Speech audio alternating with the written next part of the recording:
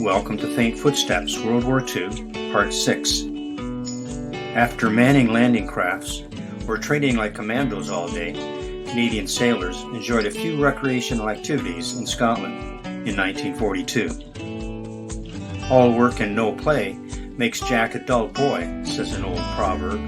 I've read that it means that without time off work, young sailors from Canada become bored. Canadian sailors work long hours on various landing crafts at combined operations training camps during World War II, handling tides, currents, ropes, and anchors while transporting soldiers and weaponry, even tanks. Then, for fun, some rolled in the heather or drank pints at the George Hotel after training at HMS Quebec near Inveraray. A few bent a serious rule on occasion back at the camp.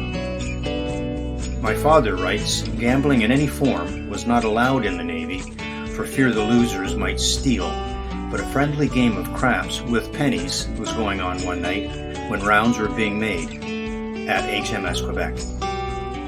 Sailor Art Bradfield of Simcoe, the winner, couldn't sweep the pennies under his hat fast enough and was caught and severely punished. That is, he was confined to barracks.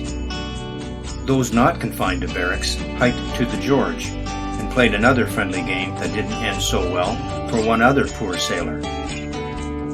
There was a hard-working stoker in our group named Kuntz, recalls Dad. He liked to go into Inveraray, have a beer or two, maybe three, but he came absolutely blind in the dark.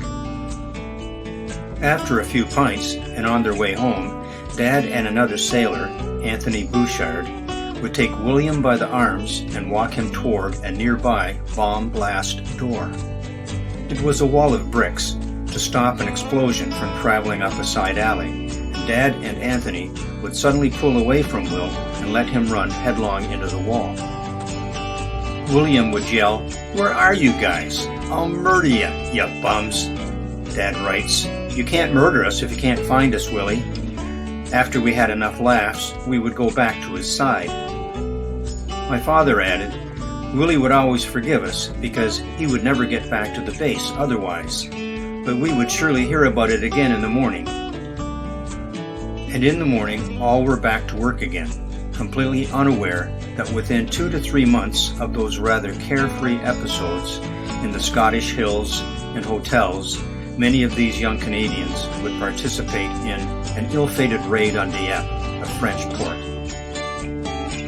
But in the meantime, they boarded trains or lorries bound for their next training assignment, this time at Camp Auchengate, situated just south of Irvine, about 50 kilometers southwest of Glasgow.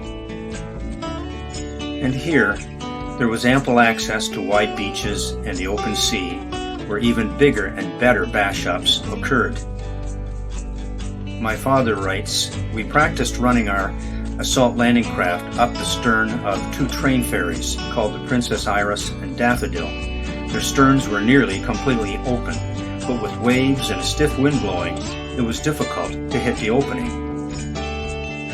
It would be like trying to park a truck inside a garage that is moving up, down, left, right, back, forth, and sideways, sometimes all at the same time. There came a day when conditions were terrible, yet expectations remained high. Dad writes, one day I just could not make it. I worked with a sailor named Jake Jacobs, and he said, let me take over, Doug. I'll put her in there. So Jake pulled the landing craft back, poured the coal to her, and crashed right into the stern of the Princess Iris. Oh, there was hell to pay. Fortunately, Dad escaped the incident without injury or a black mark on his record. What happened to Jake?